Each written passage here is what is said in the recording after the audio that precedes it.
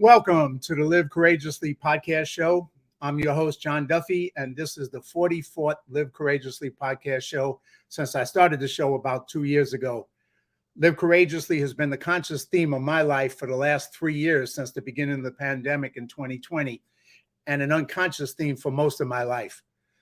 Courage is rightly considered the foremost of the virtues, for upon it all others depend. Courage is resistance to fear, mastery of fear, not absence of fear. So today, let's meet today's courageous guest, Danny Torres. Danny is a blue-collar man making white-collar moves. Danny has flipped over 24 businesses like homes. He has literally died and came back from death and then fought leukemia off. He wrote a book about it entitled Cancer, My Unseen Gift, Unwrap a New Mindset. Danny is a retired national boss of an Outlaw 1% nationwide motorcycle club, and he is a father of 2 beautiful queens. Danny just gave me the shortest bio I have ever got on this show, but it has nothing to do with what he's done or who he is, because his life has been probably about 10 lifetimes, but it really is just about the fact that he's not about talking, he's about doing. He's a man of action and a man of very few words, but he makes stuff happen. And so with that, let me welcome my brother, Danny Torres, to the show. Welcome, brother. What's going on, my brother? How you doing? Hey, great to see you, man. I tell you, that was the shortest when you sent me that. I keep it simple. I get people who've done a lot less than you who give me like a 3-page bio. I'm like, wow. Hey, right to the point, right? Bullet points, let's go. That's it, man. I'm all about action. So, hey, well, once again, thank you for being on the show, brother. I usually start out with just 2 quick questions. The first one is, because most of the people I've had on my show, I know personally, like you. And so I start with, where did we meet, and a little bit about our background together. And then I go into my second question is, what does Live Courageously mean to you? So let's start with the first. Where did we meet, man? Damn, that was at the Jason event. Yeah, well, in Chicago was the first time. Yes. Yes. Well, it wasn't his event, but yes, in Chicago, yes. Speaking to the kids. Yes. Power of We.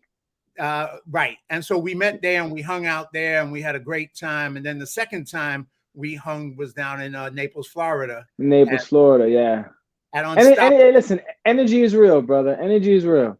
Yeah, well, that time, and I remember, because it was special because it was right when the pandemic hit, and we came out strong because we were not afraid, we were unstoppable. And I remember that night at the close of the thing, there was a party, and me and you closed down the night singing. New York, right? And I think there was some tequila involved, but yeah, a little bit, maybe a little bit. But it was a good night, man. That was a good night. And then we ended up at Jason and Emily's wedding just recently. Yes, recently, yes. Beautiful wedding. Oh my God. But when I met you in Chicago, and we're going to get into your story because you shared your story with me, and I was like, well, for one, you're from the East Coast like me. I'm from New York. You're from the South Bronx, and you're from East Coast as well. So you just shared your story, and I was blown away what you had been through, and we connected at that point. But the second question is, what does Live Courageously mean? Oh man, living courageously to me, brother, means to stay out of the box, right? To go against the grain, be an outlier in this world, right? If you choose something and that's your purpose, then follow it. Don't allow anybody or anyone or any thought to derail you from your movement, from your purpose, and wherever you're headed, right? You got to live courageously that way. You got to have the balls to go out and get what you want to, get, be who you want to be, right? So that's one of my biggest things. I love how you said live courageously, brother, because let me tell you, man, the world right now needs more people to live courageously, man. 100%, man. And you have in so many different ways, and we're going to, but tell us, where were you? Where did you grow up? Tell us a little bit, take us on that journey so the audience can know a little bit of who you are and where you started and where you are today. So yeah, sure. Absolutely, man. Listen, I'm an open book, man. I don't want to give the full rags to riches story, so I just I'll keep it simple. I was born and raised in Newark and Belleville, New Jersey, back and forth from Newark, New Jersey, Belleville, back and forth, right there on the border. Lived in many different places, actually, in Newark itself. But Didn't have much. I mean, waking up with barely any food or no frills foods for a whole year. You know what I mean? If anybody remembers no frills, they remember the white with the red and blue lines on it. That was the only thing that food stamps can get you. I remember I remember living in the buildings, man, where during the day it was the floor in the kitchen was white, and during the night the shit was brown, bro. That's how many fucking roaches we had. It was horrible, bro. It's horrible. But it was fun too, Remember when, it was the same in the South Bronx. I remember when we would get up in the morning, we'd turn our sneakers and like shake them, and all the roaches would come running out of them. They start fucking scattering like a gang. I know. It was madness, man.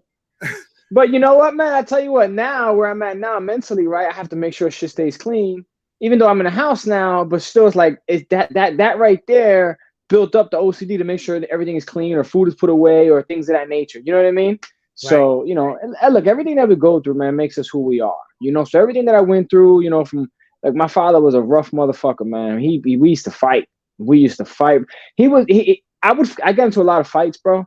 And when I get home, if he was there, he's like, I heard you fought today. Man, how the fuck you know I fought today, man? Because he was a goon. He was a street dude, And right. Everybody knew my father. Everybody knew him, and he was like, all right, did you win? Yeah, of course I won. All right, come on. Yo, he used to pull me out, bring me back to the kid, and we used to fight again. Just because he wanted to make sure that I won. Like, I was raised like a fucking a gorilla, bro. Wow. I always tell people, my father didn't teach me how to fight. The streets taught me how to fight. What my father taught me is how to take a punch, because he used to knock the shit out of it. Well, that's part of what in your bio you talk about. You from there you ended up at one point being, and you had told me about it, being the head of this 1% motorcycle gang. Yes.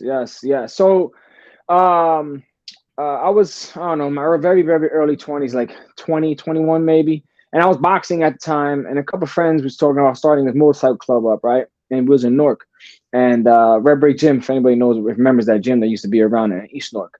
So anyway, so one thing led to another, and it was like, all right, started, they used to call us the crazy Puerto Ricans from North Newark. And it was 7 of us, and then we got more and more and more. And by the time you know it, man, 16, 17 years in, we was over 1,200 men worldwide, literally international wide. I mean, plus probably 30 plus charters in all different states, from anywhere from even in Monaco, we just opened up recently, right? Well, I can't say we because I retired a couple of years back. But ended up being the #1 national 1% outlaw boss. And what happened was the way we grew it, the difference between us and everybody else, because they used to like, there's certain procedure. For anybody that knows the MC world, there's certain procedure and certain rules that you're supposed to abide by, and you're supposed to fly underneath someone until you're able to get your own shit and support people. And fuck that. I wasn't doing none of that shit. We always had the attitude like, if we're going to do this shit, we're going to go 100% in. So we made sure that we was the biggest, baddest motherfuckers. And we fought with the best of the best, man. When I tell you we fought, we've had a lot, bro. We made Sons of Anarchy look like fucking a cartoon. You know what I mean? The shit that we was, So it was crazy, man. It was crazy for a while, man. But after a while, you grow out of things. You grow out of it. I don't regret none of it. I don't regret any of it, man. I always tell people when they ask me, I said, look, man, I was a gangster and a gentleman, which made one hell of a businessman. I'm as loyal as they come. To me, it's always loyalty over royalty. And that's just the way it be. I feel like that's a dying breed in this world, So look, I don't, I've had my fair share, and sometimes looking at a lot of prison time and shit like that. But I beat certain things, and thank God, I'm still here, and nothing happened to me. And I'm still, free. Right? I got my 2 daughters. I praise over being an amazing father to my daughters. Throughout all that time, though, brother, I went through some crazy shit with leukemia, man. So how old were you when you went through and got leukemia? How old were you at that time? So when I was diagnosed, I was 24 years old. Okay. I was 24, and I was training for a fight, actually, and I was losing weight fast. And I went to my doc. I said, yo, man, something's not right, And he was like, I was feeling pain in my spleen area. And he was just like, oh, no, you're training too hard. I said, nah, man, like, I know my body, bro. Something ain't right. So anyway, so two weeks later, some shit happens. And here I am in a hospital, and that night I bled to death. So I bled to death at 6 a.m. I coded. Wow. And when I coded, the story that I got, my mother was in a room, My father had just got there, and my mother, I had lost two older brothers when I was younger. And my father, he got there, it kind of just happened at the exact same time as he's walking in. All of a sudden, I'm coding, and like, what the fuck is going on? And he's like, damn, my mother's like, damn, not another son. And then my father, like, they bugged out a little, but my father's not an emotional person, bro, at all whatsoever. My mother was like, listen, I never in my life seen your father tear up except when his mom's passed and when you know what I'm saying? So, but fast forward, man, they hit me with a bolus in my heart, which obviously brought me back. And then I was coded for almost a minute.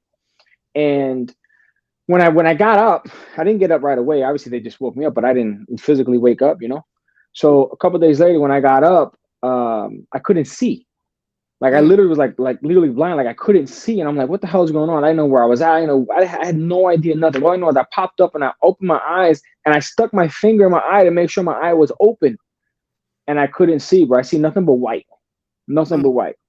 And what during that time I had a dream, but it wasn't a dream. It was my experience, my out of body experience. Because when you go through these, when you die, when you're born, and when you go through a near death experience, your DMT gets released. So I had to learn about that throughout my time after all that, going through a lot of pranic energy work, plant-based medicines, things of that nature. Where I got really, really deep, learning exactly what it is that I went through. But so then I started bugging out. I started ripping needles out of my skin, and they came in. I guess they rushed in. They put me back to sleep. So and then when I woke up the next day, I can see because I lost. I had to get my arms was now they had my arms strapped out. And I was getting 10 pints of blood and 10 pints of platelets, right? And then they said, hey, listen, you got leukemia, you got 2 years to live. And I'm like, what the fuck? And at the time, my daughter, who is now 17, I have a 17-year-old and a 10-year-old, two queens. At the time, she was 14 months. And this is it. I wrote this in my book. It's an interesting story about my book too, brother. I want to get into after this. Yeah, please. Let's do it. So at the time, she was 14 months, and my mom was like, listen, you got to bring your daughter up here. And I was like, nah, I don't want her seeing me like this. I don't know what the fuck is going on, I was so prideful. I never let nobody know none of my problems, none of my issues. 10 years went by where I didn't even tell anybody I went through leukemia, brother. And that's what I'm going to get to in the book. So that they brought my daughter up there, and now there's a picture in my book that you see my daughter, and she's laying on my chest. Well, that's the exact picture because she laid her head right here. She put her little fingers on my face, and I looked at her and I kissed her on the head, and I started tearing up. I said, "Man, I ain't fucking going nowhere." And I kissed her head, and I just started saying this stuff like, "I'm gonna be here, when you walk, I'm gonna teach you how to ride a bike, your first day of school, your graduation, your car, I'm gonna teach you how to drive." Like I started saying all this stuff, And it still gets me, brother. But so then I got out of the hospital about 3 weeks later. They started me on chemotherapy. 6-7 months into it, I'm on my motorcycle on the New Jersey Turnpike. And if everybody knows the Turnpike, it's a shit ton of trucks. Right. So my body just fucking spazzed up, like I couldn't fucking move. And it was the chemo. So I started clutching down, right? And I got into first gear. I couldn't get into neutral because I couldn't move. So I just clutched down my foot, moved to the right-hand lane, and I laid the bike over, right? Off around exit 12 near Carteret. I'll never forget. Wow. And after I don't know, what seemed forever, right? It was probably maybe 30 seconds in my arm. I was able to release my hands and just like everything is just really messed up, like tight, like my muscles, my organs, everything. I called the oncologist. I said, listen, man, fuck this chemo. I'm not doing it no more. And he's like, bro, you're going to kill yourself. I said, well, you told me I got 2 years to fucking live. He says, yeah, but the medication's been doing pretty good. It might extend that. Blah, blah. I said, man, fuck you. I'm doing it myself. If I'm going to go out, I'm going to go out my way. So, brother, I started going crazy, looking for different things, ways of healing, natural healing, who has done it already, different books, different herbs, spices, vegetables, fruits, a lot of fruits, brother. A lot of fruits I was eating to cleanse out. And I went holistic, and I went completely holistic for almost 2 years, brother. 18 months later, I was in remission. Wow. And what's interesting about that story, which I'm not going to get too far into that, but when I went to the doctor, when they called me up and told me that I'm in remission, the oncologist, it was like 7 of them that went in there because one of them was actually one of the ones that I guess he was part of the team that created that new chemotherapy pill. And he was like, oh, this is a miracle, blah, blah, blah. It's working. I said, and I looked at him, I looked at my oncologist. I said, you ain't telling him? So he was like, look, he doesn't take the pills. And they was like, what do you mean? I said, he doesn't take them. Like he just went on his own. And they got mad, brother. They got mad and they was like, what the fuck, are you kidding me? That's not true, blah, blah, blah. And they left the room. Wow. And that moment, brother, at that moment, when in my mind, I was like, yo, I can never trust the system again. Now, granted, I'm not saying all of them are like this. Of course. But what I am saying is Big Pharma runs the fucking world. It is what it is. Yep. They follow the dollar, brother. Follow the dollar, you know? 100%. So 10 years later, now mind you, I didn't tell anybody, even brothers in the club, they really didn't know what I was going through. They just knew I took a little leave, you know? So the ones that did know was supportive, but I didn't, that's just the way I was. I didn't tell anybody. I was a lineman. I was a lineman at the time. And when I got out of the hospital, first thing in my mind was like, damn, like if I died, like what am I leaving my daughter? Right? Yep. There you go. There you go. Yep. So in my mind, I said, damn, if I die, like what am I leaving my daughter? You know? So I started immediately thinking about businesses. Now, look, before that, man, like, I'm not gonna lie, like I was selling drugs, I was doing all types of shit. You know what I'm saying? Like I always tell people, I have nothing to hide, nothing to prove, nothing to defend, bro. Like I'm an open book. You know, it is what it is. You know. So I was doing shit illegally to get money on top of working. So now I was like, man, fuck this. You know, I gotta clean this shit up. Actually, let me correct that. When my daughter was born, I stopped selling. When my daughter was born, I stopped selling. My own hands. I had other things that I was doing too, but when my daughter was born, literally when my daughter was born, I left Bethesda Hospital at like 1 o'clock in the morning, and I went home and I called a friend of mine up and I handed him over a couple keys. I said, "Here, brother, I'm done." And he's like, "What are you doing?" I said, "Bro, my daughter will never see me behind closed bars. So let me just fix that, right? I don't want to bring that back a year." So anyway, so then I had a lot of cash, you know, a couple of different things going on, and I started investing in businesses. I had 2 guys in the club that they was doing tattoos, and I said, hey, let's open up a tattoo shop. So I started with that. I ended up opening 2 shops. I bought the second one. 12 years I had them, sold them, made good money. But ever since then, my entrepreneurial journey, legit journey, just took off. From that day, or from when that happened into my life, brother, that's where everything took off. I still worked, but I was still opening up different businesses, buying different businesses, going into these things, didn't know what it was, small business, big business. I had a huge nightclub in Orlando, like 6,500 square feet, contracts with Disney. You know, I did a lot. You know. Well, you also keep going. I got a question. Keep going. All right. Now, throughout that time, I would get a lot of questions as to, can you help me heal? Because I've seen how good you did it with yourself. And can you help me with my business? Because I see what you're doing. Right. That's kind of what rolled me into where I'm at right now. And I don't promote as far as, hey, listen, I help people heal. Like, look, I just tell people what I did and it should work for you. You know, we don't know, but you know, these are the things that I use. These are my tools. This is what I did, what I ate, you know, things of that nature. Because you got to be careful the way you word things these days, you know, and I don't know what that person is doing 24 hours a day. Right. Yeah. So that book, actually the supplement line, the name of that behind it too. So that book, brother, 10 years later, now we're going to Tony Robbins' world, right?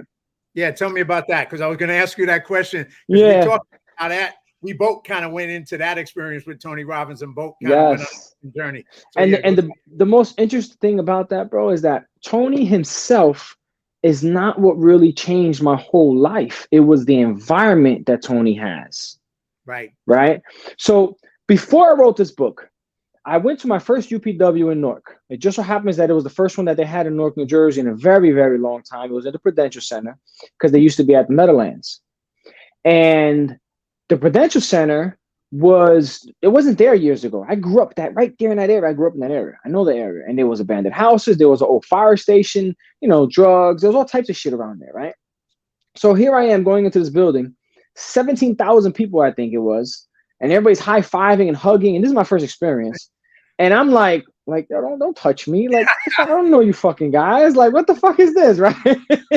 Exactly, right? My energy was fucking everybody else's up, though. I felt it, right? Because it was like really like to stay away. I was standoffish, you know? Sure. So the next day, I'm like, man, like, you know what? I gotta fix this, right? So I go the next day and I let them know. I said, look, I literally walked up to a couple people that was in there because we was in the suites, you know, it was like 20 people in the suite. And I said, look, I apologize. I made everybody feel uncomfortable. I'm giving you permission to get me out of my own way, get me out of my head. Like, I want to play full out. You know, like I need to leave my ego at the door, right? Like just let me embody myself, right? I've always been a man to high integrity, and I'm okay with being challenged. I want that. That's the only way we're gonna grow. That's right. Right. So I played full out, high five, hugging, massaging. I'm like, what the fuck am I doing? Like, right? I'm literally asking myself. My first one I can identify. I was working in the post office as the mail handler for 5 years, a midnight shift. And I went to the seminar, same thing, man. I was like, whoa, what the? It is, right? It's like a culture shock. Boom. Yeah. Yeah, man. So when that happened, brother, it changed my entire life. And what's very interesting, out of all the brothers that I had in the club, there was one other brother that I seen at the event. Huh. And to this day, he's the only other brother that I know that we both retired from the club. We both have multiple businesses. We both are doing amazing in this world. We both are still like, we are literally side by side. He's got his own thing going on. I got my own thing going on. But, you know, that the Tony environment changed a lot of things. That year, I signed up for everything that he had. Everything. Within 13 months, I did every single thing that Tony offered. I even went to Netherlands to the other business mastery, right? I did it all. That same year, I retired from the club. That same year, I retired from I didn't quit, but I retired from the job after 16 years. That same year, everything happened that year, brother, just from being embodied and everything. That same year, I released the book. I had no idea I was going to write a fucking book. I went to the Date with Destiny. Now, the Date with Destiny, see, now this is where we understand, because we're very conscientious, that things happen for a reason. We met for a reason, right? There's no such thing as coincidence. That's right. So I go to this Date with Destiny. Now, I was very hesitant to go because it's on my daughter's birthday. And I called my daughter and I was like, baby girl, there's an event that I really want to go to. I signed up for the entire year, blah, blah, blah. So the week before that, I took her to Disney, right? I was like, come on, we're going to go, you know, enjoy your birthday the week before that. But it was perfect timing. So then I'm at this event and I'm feeling so regretful because I'm not with my daughter on her birthday. First birthday I've ever missed. She was turning 12 years old. But it happened for a reason. So now, you know, in Date with Destiny, yes, my queen's right there, brother. Thank you so much for that. Damn, I should have sent you a picture of one of the motorcycle things. I just put one up recently, actually. Well, I got this. I don't know if that's this one. Oh, yeah, I got one with the vest on and everything, but that's all right. It's all good. All right. So, anyway, so I'm at Date with Destiny. And you know, in Date with Destiny, how they split you up into groups and you do these exercises, you know? So I run out, they're about to split up. And I run out. I didn't know there was one split up. I run out to the bathroom because, you know, it's nonstop, right? You just got to go. So I come back. When I come back, I see everybody doubled up. So, and then I look and I see an elderly lady, brother. She had to be close to 80 years old, 75, 80 years old. And I walk right up to her. I beam right at her. And it was weird is how I seen her right in the middle of the crowd. I just went straight to her. And I said, hey, listen, my name is Danny Torres. I see people doubling up right now, partnering up. I says, I don't see you with anybody and I don't got anybody. So we're partnering up or what? Right. And she starts laughing. So she goes, yeah. So I said, all right, cool. I said, well, what is this exercise about? She goes, well, let me go first. I said, all right, cool. So she goes first. Brother, she tells me how her daughter passed away from leukemia. Wow. And I look up and I'm like, all right, I hear you. All right, I'm here for a reason. There's a reason why me and this woman out of 2,000 people in here is talking. Right, because of my experience and what she went through with her daughter. So she tells me this. So now I tell her it's now my turn to talk, and I say, listen, I'm not even going to talk about other things. I just want to let you know what I went through, right? And the reason I let her know that is because I want to help her. I want to hug her. I want to, you know, like we get this thing where we just want to help, right? She looks at me and she starts to tear up. She puts her arm on my shoulder, and she goes, son. You're an asshole. Wow. And I'm like, whoa, I'm getting thrown back. Like, oh, fuck. I said, look, I'm sorry if I don't know what I just did. So maybe I should have never met you. Like, no. Listen. She goes, I'm sorry for saying that, but you are. And I'm going to tell you why. And I said, well, I'm listening. So she goes, you have such a story. Because the first thing I started off was telling her that I don't tell people. Right. So she goes, you have such a story that I truly believe in my heart that if my daughter would have known your story, she might be alive right now because she might have had hope. Wow. She gave up. Wow. And I was like, oh shit. And that threw me back, brother. And she was like, you need to speak on them stages. You need to write a book. And she starts telling me all these things that I need to do. And I'm like, Like, me speak on stages, me social media. Well, I don't got none of, bro. At that time, I never had anything. I never had no social media. I had to be I had to be a ghost, a ninja. You know, people couldn't know who I was because, you know, the lifestyle that I was in, you know. Sure. So it just so happens that a couple months before that was when I had retired. So you told me there wasn't a reason why all the timing is perfect when it comes to life, right? It was a reason why I did that. Now I'm in this space where it's like, I can put my shoulders down. I'm okay to walk around, like, you know what I mean? So I was like, you know what? I looked at her and I says, this was December 6th. And I said, my anniversary is February 12th, 13th. The 12th I went to the hospital, 13th, 6 a.m. is when I coded. I said, that's about 2 months from now. I said, I'm going to write a book and release it on that day. Wow. And she goes to me, all right, promise me that. I said, I promise you that. And you know what's crazy, my brother? I don't remember what she looks like. Wow. I couldn't even tell you what she looks like. I couldn't tell you what she's wearing. And, you know, certain things like this, you would think that you would remember.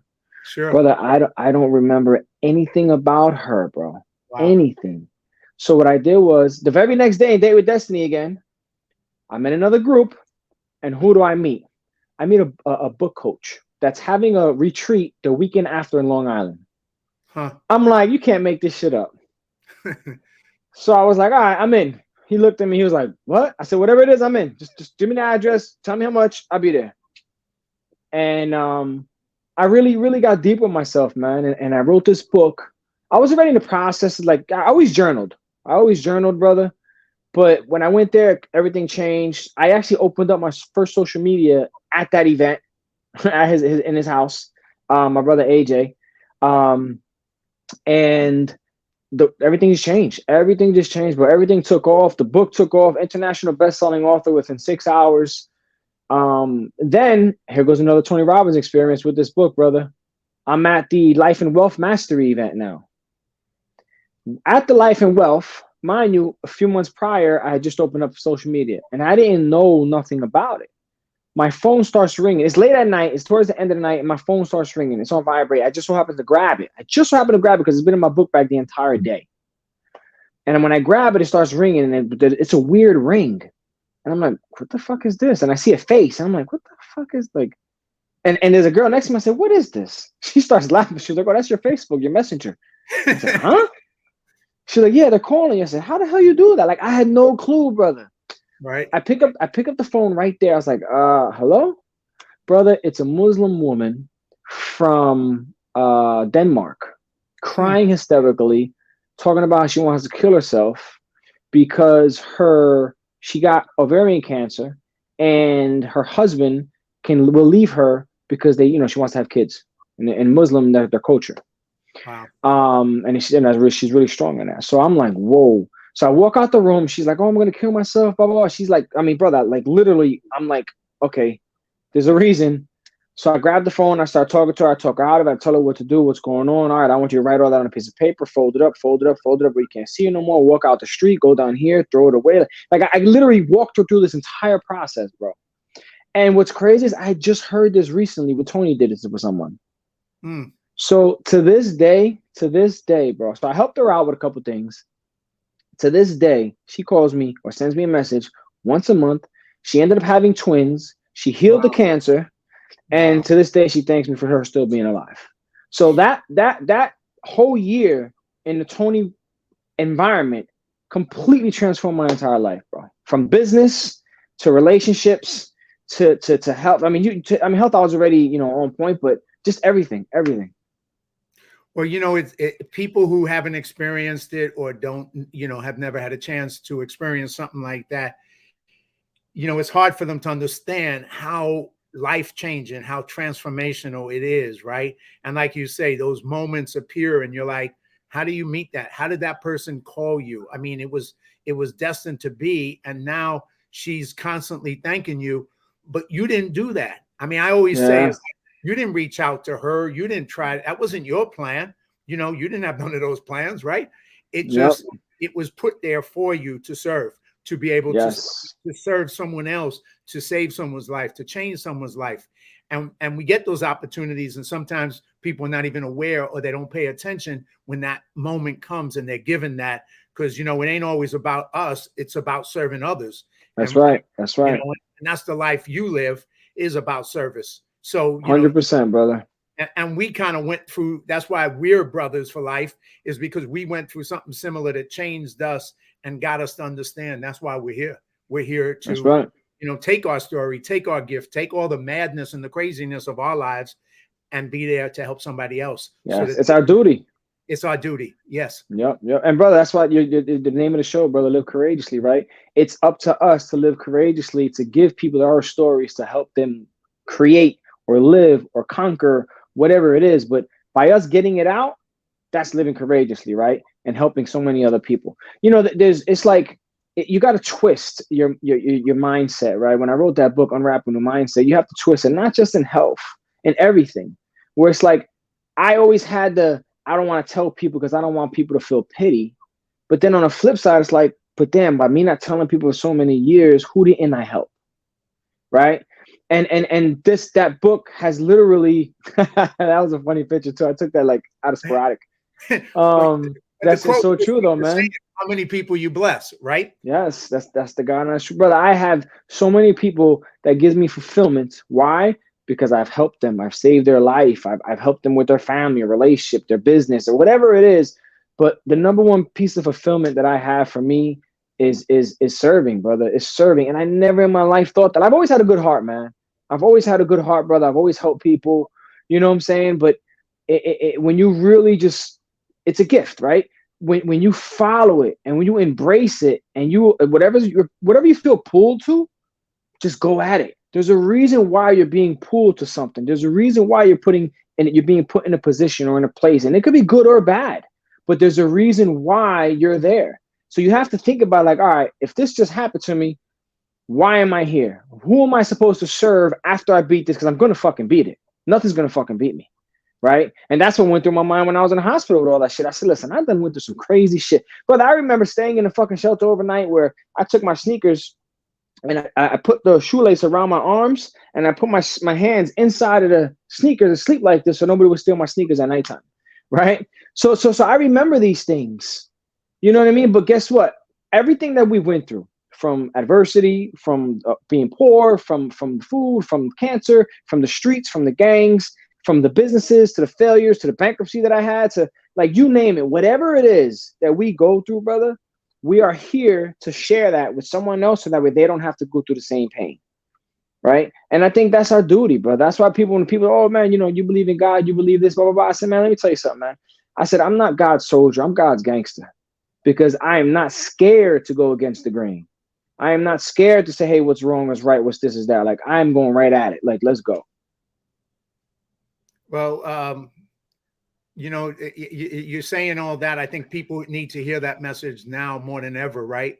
Because we live in times where everybody is being promoted a message of fear, being promoted a message to, be scared, to be afraid of this, be afraid of that, focus on the wrong things. And they need to hear that powerful message of, like you said, that you're willing to go out there and do it and overcome and just keep moving. It's like, yeah.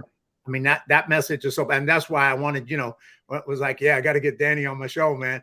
I appreciate that, man. Thank you, brother. It's all about universal law, man. Karmic management, right? I'm the first person I will admit I don't like authority, right? And a lot of people that I know don't like authority, but at the end of the day, it's not man-made law that I abide by. I abide by universal law. I abide by karmic management, right? I abide like when you put yourself in a room, law of exposure, right?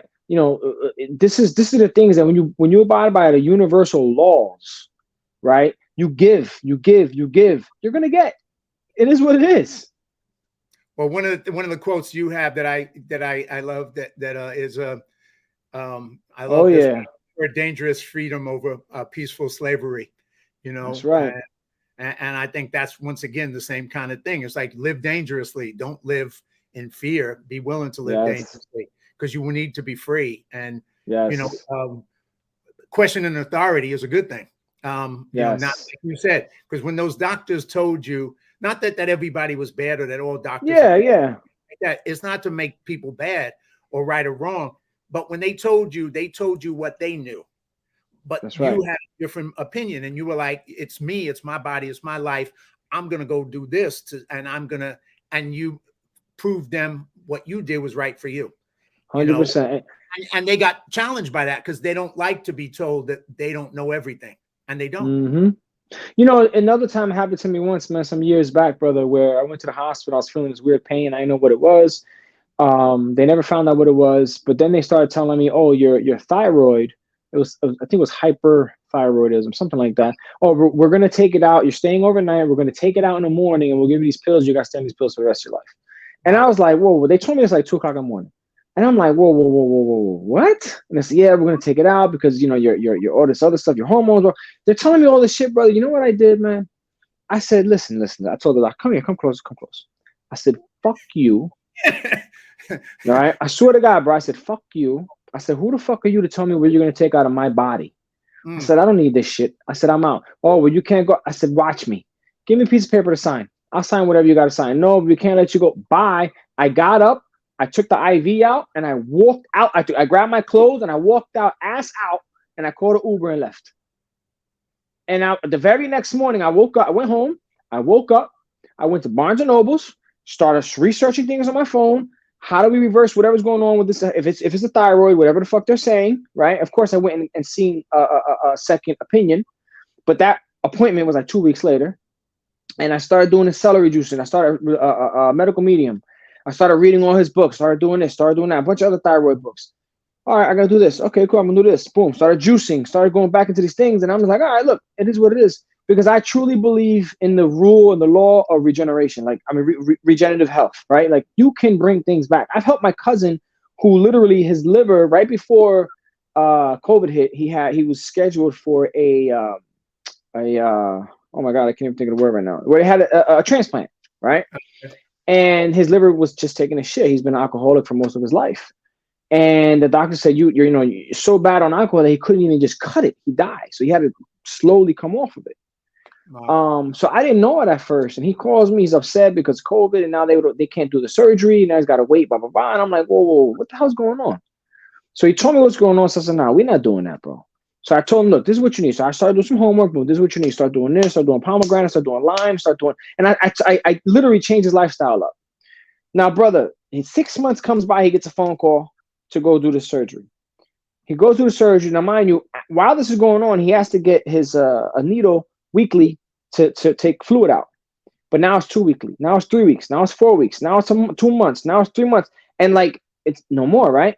And he goes to the doctor. They go for this. I say, bro, make sure they test whatever enzymes, whatever it is that they got to test. I don't know certain names of it. And they said, listen, we don't know what you're doing, bro, but your liver is literally about 70% better. Like, just keep doing what you're doing. Wow. So I did the same thing with the thyroid thing, bro. I fixed the shit myself. Like, look, at the end of the day, brother, our body, we are gifted with the most powerful computer in the world, and whatever program we put in it to run, it's gonna run. You know what I mean? So like, we can heal, brother. I went to the store today right now, and I paid a quick video, brother. Spent like $100 or something, fruits and vegetables, things like that, mostly fruits.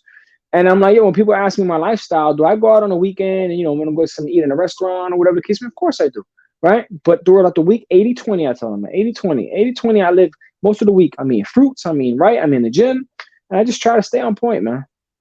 Yeah, well, I agree. And it's being willing to question and do your own research. I mean, I remember many years ago, my doctor said my cholesterol was high. She said, well, I'm going to put you on statin. I said, no, you're not. She was nope. Like, and I said, well, because I'm not going to take it because it has all these negative side effects. So she said, what are you going to do? I said, well, I'm going to change my diet and exercise some more. She said, well, that's going to work. I said, yeah, I know that's going to work. So I come back a year later and my cholesterol has dropped. And she said, how did you do it? I said, the way I told you, exercise and diet. That's right. Not a mystery, but nobody wants to put in the work. So you just give them drugs that have all these side effects.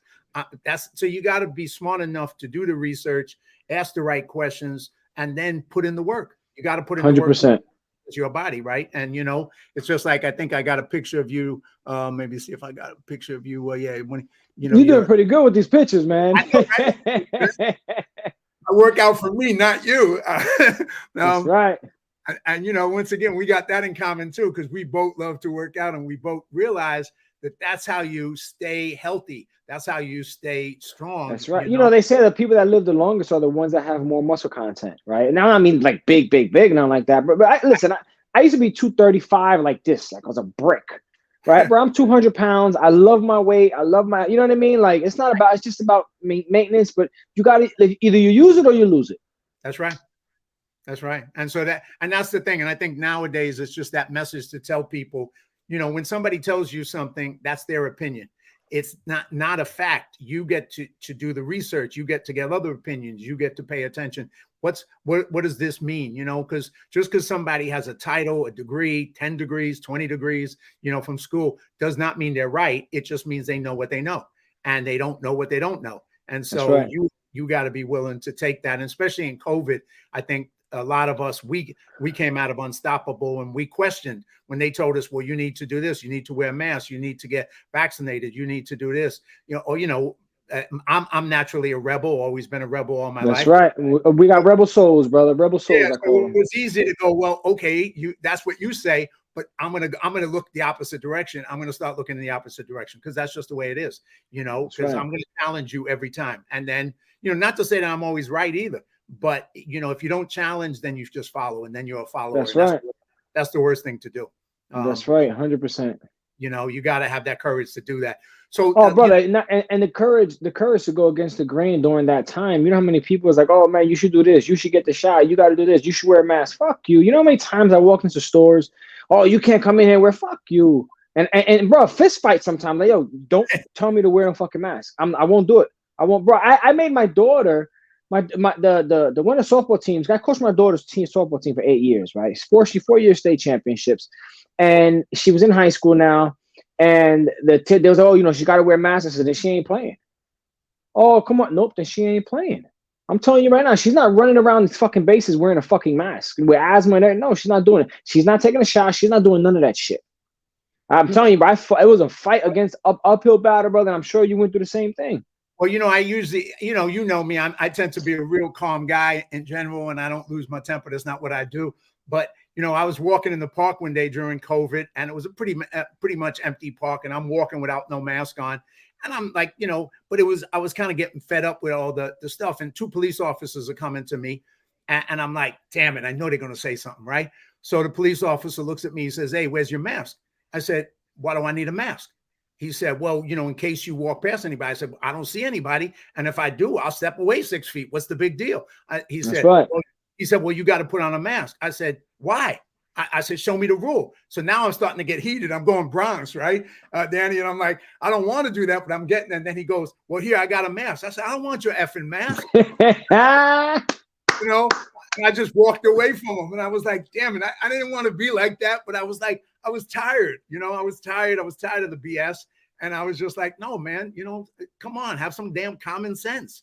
But anyway, yeah, it was a crazy couple of years that we went through, right? Yeah, it was, man. But we came out of it, and God, we're here. That's right. That's right. So tell me, besides everything else, you've done so much, and now what you're involved in is a lot of acquisitions of businesses, turning around of businesses. So, you like I say, your little bio was this big, you would think, okay, this guy ain't done much, right? But you just keep going. So tell us a little bit about all the business stuff that you do, the business takeovers, acquisitions, turnarounds, all that. Yeah. And how, what you've learned and what you've created in that world. Because that's another thing that I think people, because like you say on your thing, it's like going from employee. I think I may, you're going to be like, here, you got another slide, man? Let's do it. So, you got some good ones there. Yeah, that's the LinkedIn one. Yep, being a freedom mentor. So go ahead, tell us a little bit about that journey, man. So remember I was telling you, I was always getting into some type of small business, learning a lot of different things. I never went to college, brother, barely came out of high school, but I had a hustler's mentality. So with that being said, I'm always getting these businesses, small businesses, and I didn't realize, this is acquisition entrepreneurship. I didn't know what the hell that was, right? So then years ago, it's been about 6 years now, maybe, I had one of my men's events. So when I left the motorcycle club, I was like, man, I could do the exact same thing I'm doing because I got people from 17 years old to 70 years old following me. I should make some men's coaching and retreats out of this, and I could really help men. So my first men's retreat that's where I met Jason, because he came to my men's event, and we're blowing shit up, having fun, right? And the next thing you know, me and Jason clicked. So Jason, he invited me into his world as far as the turnarounds. Now, mind you, I didn't realize what I was doing already was almost the same thing, but obviously Jason, with Jason techniques, took me to the next level, right? And so now I got some training from Jason. I'm working with him now. We've been doing turnarounds for a couple of years now, and I'm still doing my business on the side. You know, I'm still always been doing my coaching, mindset coaching, men's coaching, doing a lot of things like that. And I'm like, man, people call me about business. I'm still doing the business coaching, health coaching. So I got all these different fucking names. I just call it fucking coaching, right? Serving, whatever. And then I was like, all right, I want to get into the bigger things now, right? I know what to do and how to do it. All right. And I'm doing turnarounds with Jason. I'm like, I want to get into the bigger things now. So now, instead of me just looking at businesses that I like or business that I want to be involved with, now I'm looking at bigger, more service-based businesses that I can acquire using a lot of creative financing. I mean, I've used the SBA before, but creative financing is key. And now I'm able to just go into the business and turn them around and either scale them, keep them, or within probably 18 months or 3 years, sell them. And that's where I make a lot of the money, is off of the exits. So that's where I'm at right now, man. This year, brother, I feel blessed. 2023, I had a goal. And so far, 2023, brother, I've acquired 7 businesses this year. 7. Anywhere from 30 grand to $3.6 million. I'm currently working on 2 of them right now, simultaneously right now. And I'll get them. And what I do is I hire a certain person to run it, so that way I don't have to be there. Right. And there's certain things that I did learn from Jason on how to run a business without even being there, as far as getting rid of the hustler's mentality and putting a CEO chairman mind up here now. Right. And I teach people that now. And I teach people how to buy businesses creatively with almost zero money out of your own pocket. Yeah, Wall Street Rebel. Let's do it. I love that. I put that Wall Street moves from a Broad Street dude, brother. That's a great one, man. Yeah. So I got some wordplay, man. I'm a writer, you know. So yeah, so now I just teach people, man. I say freedom mentor, man, because my goal in the world, man, is to liberate, right? It's to liberate mankind from their limiting beliefs, to liberate them from them thinking that they have to just, continue to work a 9 to 5. And listen, if you really want something, you want to step out of the box, you can do it. And it doesn't matter if you want to own your own business or partner with someone, because there's 2 types of preneurs, they're called. You got entrepreneur and entrepreneur, right? And the entrepreneur is the risk takers. That's me all day, right? But you have the entrepreneurs. The entrepreneurs are the ones that's going to be on my side. They're the ones they're going to run the show. But they just don't want the full 100% responsibility of the ownership, but they want the responsibility of, hey, I'm the boss of the business. So that's perfect. So I learned that, right? And once I learned that, all right, cool, I have to hire entrepreneurs, right? And then I put them in position, and that's just the way I've been living right now, brother. And I love my daughter. She's starting to be more interested into it now. I'm teaching her how to go about it. We might be picking up a veterinarian clinic pretty soon.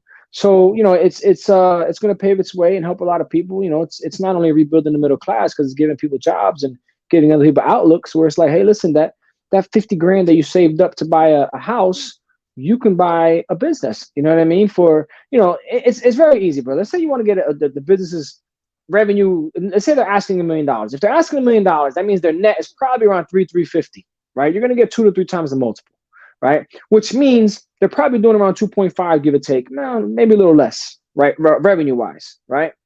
Now, all you have to do for that $1 million, you got to come up with 100,000, right? Now, that 100,000 can come from you, come from family, come from friends, come from whoever you want to raise it from, and then you make sure you take care of them. Hey, listen, in the banks, you're never going to hear about 10, 20% interest.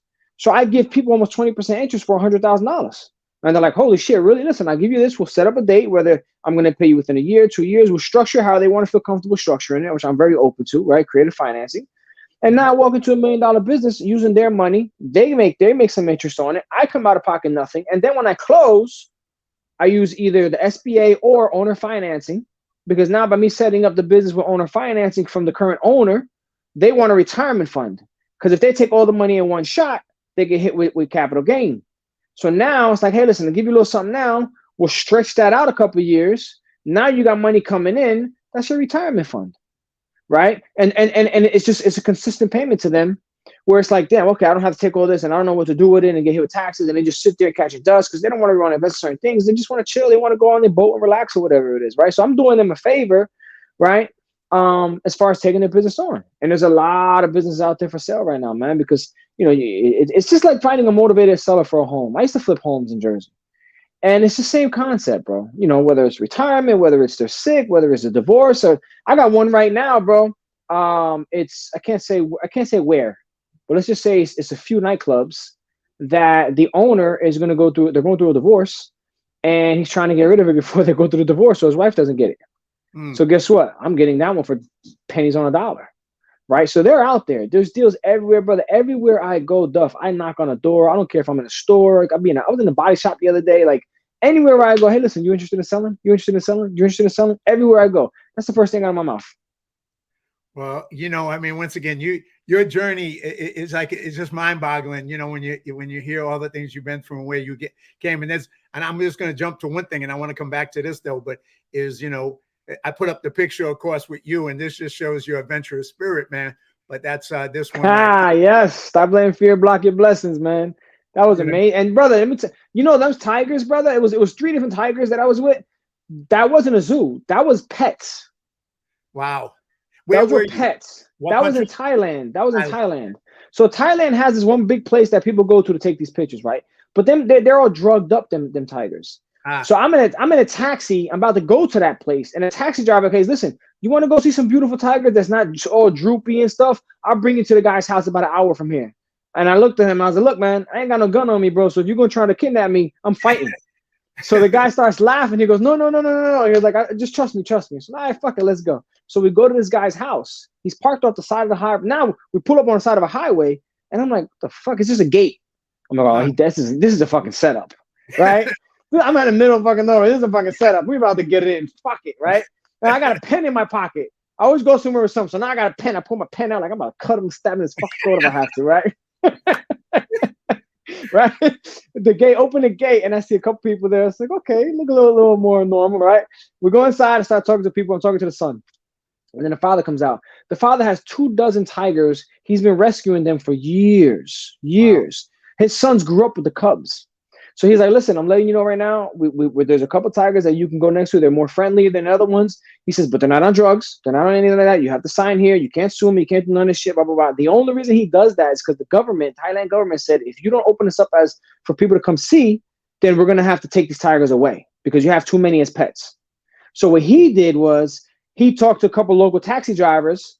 He's, "Listen, if they want to come, blah, blah." So he takes pictures. So now it was $10, bro. Wow. $10. They gave me like 400 pictures. Nice. And the only reason they do that for free is because they have to show the government, "Hey, listen, we have people here." Wow. Right? So I ended up going with the tigers. When I went in there, I went into the first gate, and the tiger sense everything, brother. And I went to the first gate, and the 6 of them is in this one big ass cage. They start walking up. And the son goes in front of me. He puts his arm around me. He goes, "Get behind me, get behind me." I said, "No." And he looks at me like, "What the fuck?" Like, "No, get behind me." I said, "No." And I got in front of him, and he's looking at me like I'm fucking crazy, bro. And I was like, "I'm not scared. I'm not scared." He's like, "Bro, listen, they sense it." I was like, "Argh!" I went like that. Like I literally did that. And I was like, "I'm not fucking scared." And I looked at the tiger, and he looks at me. He goes, "Bro, you're on your death sentence. You're fucking crazy, right?" Bro, the tigers walked up, and then they went down on their front, and then they laid down. And then I looked at him. I was like, "What's that mean?" He looks at me. He was like, "Holy fuck." I said, "What's that mean?" He goes, "I have never in my life seen this. I've been working with these tigers for over 20 years. He goes, "They know you're alpha in here. They respect you." I said, "No shit." He goes, "Yeah." And then one of them came up, went around me, I started petting him, boom, and that's the one that I started feeding. Wow. Yeah. That's amazing, man. Well, obviously they knew you weren't afraid. That's for sure. You gotta shake that shit out, man. The tigers did not know that we're like, okay, this guy's different. There's no doubt about it. Yeah, bro. You know what, man? I went through one of my ayahuasca ceremonies, brother, and in my ayahuasca ceremony, a tiger and a wolf came to me as a spirit animal. Huh. And that was prior to that. And that was the only reason I went to Thailand was to stay with the monk for 7 days silence. I ended up living with the monks for almost 30 days. Really? And that was a whole nother story, yeah. Wow. Well, one thing I got stories, brother. Stories. You may have to do another book, man, because we besides the cancer one, we're gonna need. Yeah. we're gonna need your stories, Danny, because you got so much message out there, man, to tell people and to share with people, and both overcoming and also just the courage, man, because you and that's one of the things I always say. I've been blessed with knowing so many amazing human beings like yourself, and it's just like, likewise, brother. It's just I just think like I didn't obtain a lot of wealth, but I obtained a better wealth, the wealth of people. People who've been put in my life, and and you get attracted to people who got the same vibe, the same. Yeah. You have that too. Your vibe attracts the people who are in your world. And your vibe attracts your tribe, brother. Yeah, vibe attracts your tribe, like Jason Cisneros, and all we kind of all came together for a reason. And I'm always honored to be among people who came from the bottom, because that's like brother. The circle with you, with Jason, with Christopher, with Joe, with Todd, with Dom, like this circle, bro. Is Lauren, like it's another level. It's just another level, man. You know what I mean? And it's everybody there is to serve, Right. And I think that's a message that, I always say, I mean, the two things that I've learned in life that came out of Tony Robbins, but came from life as well, is one, to be grateful for everything I have. I do that every day. I write about my, I get up in the morning and write what I'm grateful for, because I go, no matter what I don't have, I have so much. I'm so blessed, and that, if that's to always remind yourself, even when you don't have certain things, that's okay. Look at what you got. Look at every day above ground is a great day. That's right. That's right. And and I also say, I'm going to retire. One of my sayings is, when I wake up and there's 6 feet of dirt above me, I guess I retired at that point. But up until that's right. I know that's right. Up until that point, we got so much to do. And then the other side is, if you serve others, if you give to others, if you give back, it's the blessing for you. It's the best blessing you can get, right? Yes, you're building your karma. You're building your good karma, my brother. Yeah. And this is what we're here for, man. We're not here for ourselves, man. We're here for everybody else. We're here to serve, man. That's why I truly believe. That's why, like, the more I serve, right? I always tell people, we talking about 6 feet deep, right? I said, man, when I'm 6 feet deep, brother, I'm going to die empty. Right. I'm going to die empty because I know I'm going to serve to my highest level that I could possibly serve, man. Well, you've been doing it. I mean, I've been, like I said, hanging out with you is always, it not only is a blessing, but it's fun, man. We always have a blast. Yeah, man. That's the other side of it, because a lot of times people don't know, like, when you come from the bottom, you can have fun with each other. We goof on each other. We do things that other people are afraid to do. And for us, it's because we respect and love each other, and having that, from there, you can kind of do things that other people don't get to do. So tell me, as we wrap up, brother, going forward, what's on your agenda, and what message do you want to kind of leave us with as we wrap up the show today? A couple different things, man. I'll keep it short, man. Me moving forward is continuing to serve the world as much as I can serve. And I want everybody here to take away that there's nothing in this world that is stopping you but yourself. Nothing at all. And at the end of the day, whoever you want to create, the identity you wish to create, it's habits. It all comes down to the habits. What does that identity look like? What do they do every day? And who do you need to become for that? It's not your how, it's not your why. Because if it was your why, you would have been there already, right? It's the who. Who do you need to become to get that person, to be that person, to help that person, to serve that person? Whatever is in this world, brother, it's the who. I hear you. Absolutely, man. Absolutely. Well, anything else? Otherwise, I want to thank you, brother. It's been fun, man. It's been just remembering all the things we've been together, and just hearing your story again. Because I know when I first heard your story, I was like, wow, this is a powerful story. And I for everybody to hear what's possible, what you can overcome, how nothing can stop you. I mean, you're just living proof of all that. Yeah. You have to have it. It's up here, because anything that can beat you, any dis-ease, anything in this world can beat you if you allow it to beat you up here. Yeah, and then the other side of it, which is reflected in your short bio, is the humbleness, man. It's just you've been giving me 30 pages, but your humbleness is the other side of who you are, man. And I think that's something that's also very special, brother. Yeah, thank you, brother. Humble savage, I call it. Humble savage, man. You know, I like you can turn the switch when you need to. If not, leave the shit off. Well, you got some good name and things, Humble Savage and God's Gangster, man. You know, you got God's gangster, brother. Let's do it. I like I'm it, a man. double G, double G. Well, brother, thank you so much, man. You have a great Much love, man. Much love to you as well, brother. We'll talk soon, man. All right, everybody. I hope everybody check out his book on Amazon and just tune in to Danny online and support whatever you can. And if you need some coaching, some mentoring, want to get involved, you got businesses to sell, he's going to walk in and ask you if you're selling it anyway. So you might as well let's do it. Get it to him first, man. So yeah, everybody, I hope you enjoyed the show. And once again, thank you, brother. Love you, man. You got it, baby. You got it. Bye.